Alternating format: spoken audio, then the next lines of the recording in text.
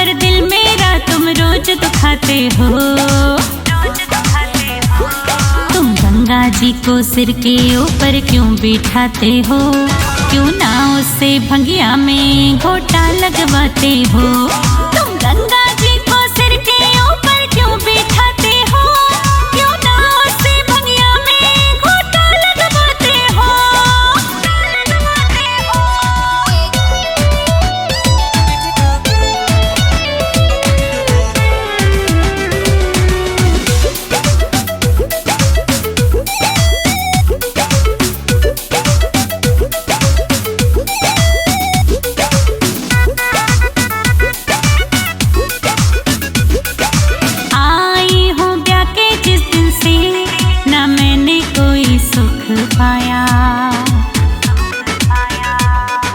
करी सेवा दिन रात मैंने तेरी, ना कहना तेरा ठुकराया।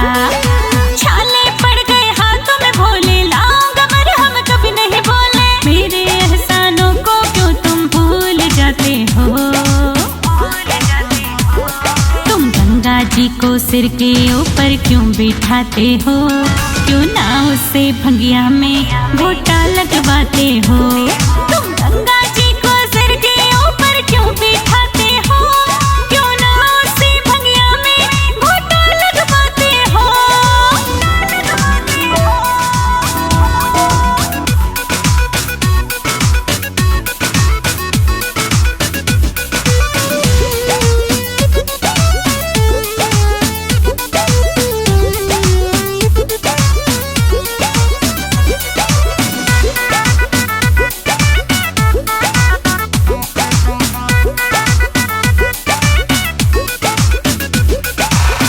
लड़ी थी जब उससे तो मुझको ब्याह क्यों लाए? भूलो अफसाने तुमने दिल के, क्यों अब तक मुझसे छुपाए? बात हकीकत कहे अनाड़ी, मेरे संग में की होशियारी। थोड़ा सा भी तुम ना मुझसे लाड़ लड़ाते हो। गंगा जी को सिर के ऊपर क्यों बिठाते हो? क्यों ना उससे भंगिया में घोटा लगवाते हो? तुम गंगा जी को सिर के ऊपर क्यों बिठाते हो? क्यों ना उससे भंगिया में घोटा लगवाते हो?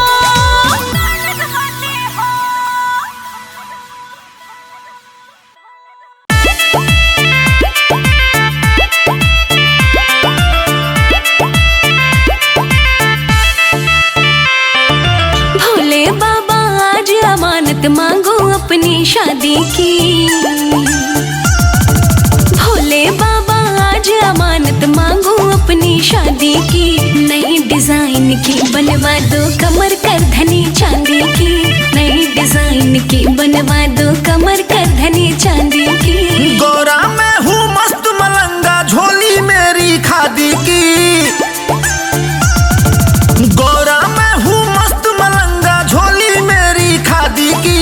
मैं फक्कड़ कैसे बनवाऊं कमर कर धनी चांदी की। नई डिजाइन की बनवा दो कमर कर धनी चांदी की। तुम महलों की रानी और मैं शमशानी हूँ गोरा।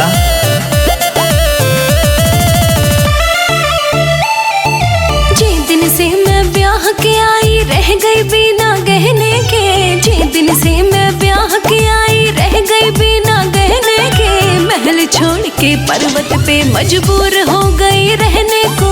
महल छोड़ के पर्वत पे मजबूर हो गई रहने को। महल छोड़ के पर्वत पे। मुझको तो आदत है गोरा इन पहाड़ों की वादी की। मुझको तो आदत है गोरा इन पहाड़ों की वादी की। मैं फक्कड़ कैसे बनवाऊं कमर कर धनी चांदी की। मैं फक्कड़ कैसे बनवाऊं कमर कर धनी चांदी की। मैं फक्कड़ कैसे बनवाऊं।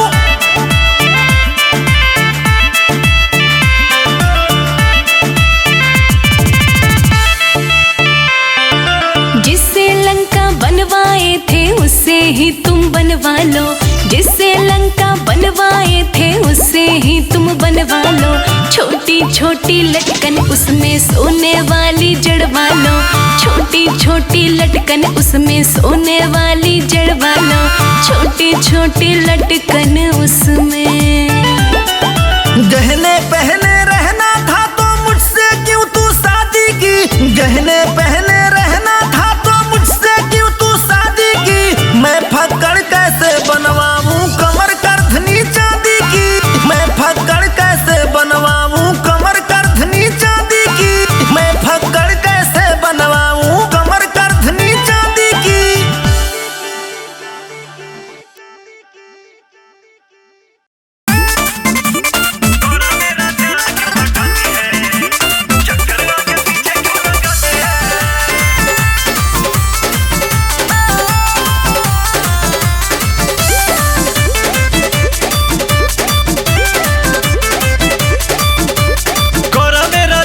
हटाती है, चक्कर आगे पीछे क्यों लगाती है।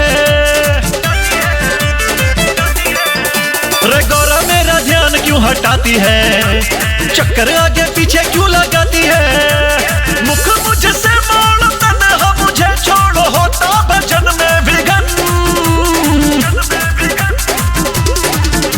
रे देवों में तुम देव बड़े हो, पूजे तुम्हें दुनिया, फिर किसका करते तुम भजन। हाँ देवों में तुम देव बड़े हो, पूजे तुम्हें दुनिया, फिर किसका करते तुम भजन।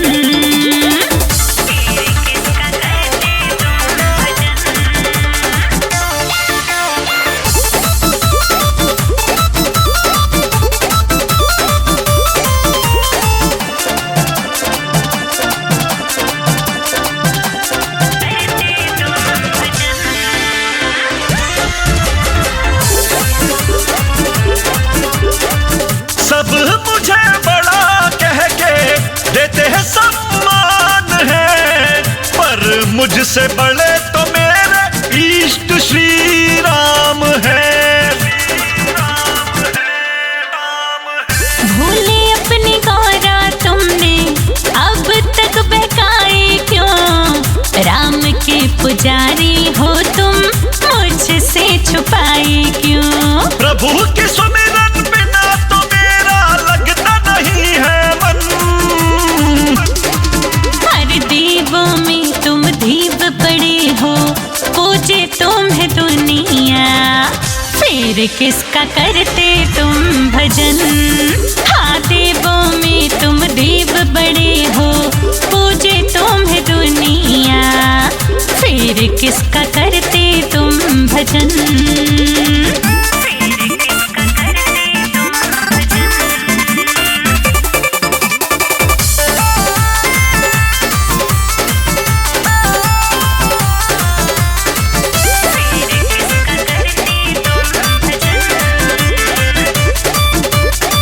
राम का भजन कर गौरा तू आठों याम का, राम के भजन से मिलता रास्ता मेरे धाम का।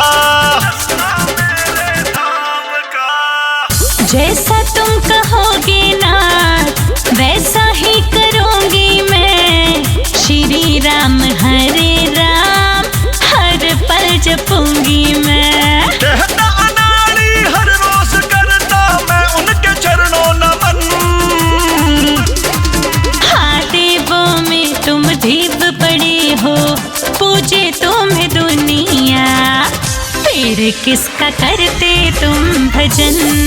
हाँ देवों में तुम देव बड़े हो, पूजे सारी दुनिया, फिर किसका करते तुम